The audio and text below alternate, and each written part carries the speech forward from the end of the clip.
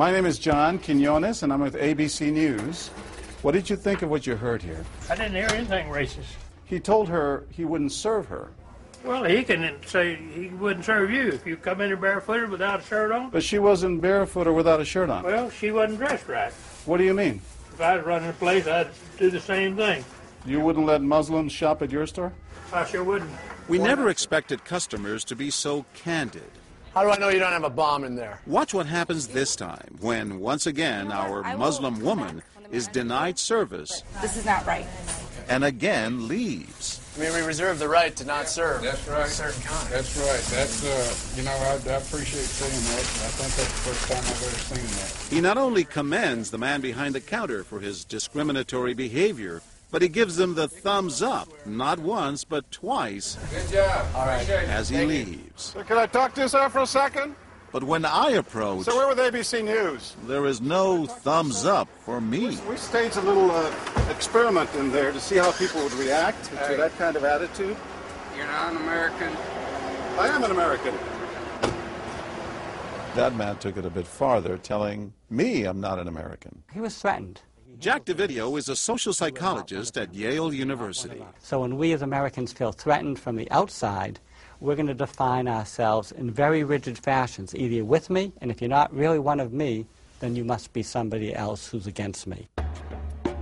The young woman in our experiment is an actor, but for this woman, discrimination is all too real. Nahaya Javed helped us design our experiment. Although born in Chicago, she says she's constantly characterized by fellow Americans as the enemy. They always start off with, you're a terrorist, a Osama lover, towel head, camel jockey, on and on. While attending college in Texas, she says she continually suffered verbal abuse and has even been physically attacked just because she's Muslim. They assume I'm not from here, and if I tell them I'm American, they're like, no, you're not. Just because you were born here doesn't make you American. And I'm like, so what makes you American? It's a daily battle. Mm-hmm. And I don't feel like living in America, I should have to fight this battle. Meanwhile, back at the bakery, our actor is at it again. But how do I know you're not a terrorist? Terrorists look like you. But this time the customers are sympathizing with the Muslim woman. You're a Christian. Come on, go along. Right, I know, but can you blame me? Yeah, I can't blame you, actually. Why? What's the problem? All right, we'll get out of here. You need to go yourself, actually. What do you need to do? Okay, sir. I'm a good American, all right? We're at war with these people. My dad's a veteran. Go yourself. So is mine. And he's not the only one who walks out in anger. You need to stop segregating against people. It's wrong. Excuse me? She's an American No, just like you're a everybody bad else. American.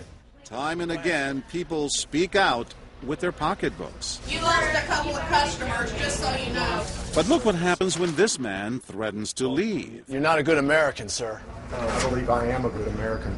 My son just came back from serving in the Army for over a year in Iraq, and that has nothing to do with her rights. I understand that. Thank you, sir.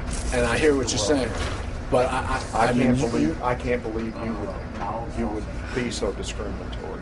I'm deeply offended by that. I'm sorry to offend you, sir, but I've got to live with myself. Seething, the man vows to fight back.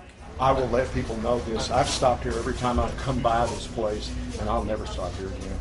Why did folks get so upset? They saw an injustice. It's justice that binds us together. It's justice that makes us a society. Any threat to that kind of sense of justice and fairness undermines the entire system. You're really not going to serve her because No. of what she's wearing? No, I'm not. Perhaps that's why more customers are outraged by our actor's hateful behavior than approve of it. You're not dressed like an American. I don't know But what no you have one on. is more persistent than these two young women who can't believe what they're hearing. Take your jihad, take it back out to the parking lot. Excuse me? I mean, I got to protect my customers, okay? You're really offensive and disgusting. Well, I'm sorry. I'm just trying to protect you here. Thank because you. you You're don't know what's sick. going on. Like that doesn't mean anything. This is a different How do you know? culture. You These people so are trying to ignorant. kill Americans. It's disgusting. She is my culture. So you're ready to serve me, but you're not ready to serve her? You're obviously dressed like an American. Big deal. She's Muslim. And unlike the others, they don't just leave in anger. They stand their ground. So you're going to regulate what people wear? Yes, because I believe you the the degree manager? of... No, I'm not the manager. Can I speak to your manager? I'm John Quinones with ABC News. It's only when we catch up with our heroines that they finally let their guards down. I'm with my friend who's, Muslim, and that's, I've just seen how people treat them differently. And it really hurts me. Just watching them stand up for what they believe in touches Professor DeVideo. In a way, they defended America, and I was impressed by that, because they wanted this to be a just society, a just place, a just bakery. I'm John Quinones. And remember this man whose son served in Iraq? He's also moved to tears. Every person deserves to be treated with respect and dignity.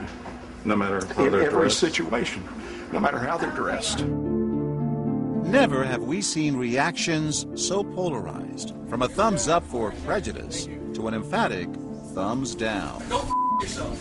Two different Americas, both convinced they're patriotic. At the end of the day, 13 people stood up for the Muslim woman, while 6 sided with the clerk. But the majority of the bystanders, 22, did or said absolutely nothing.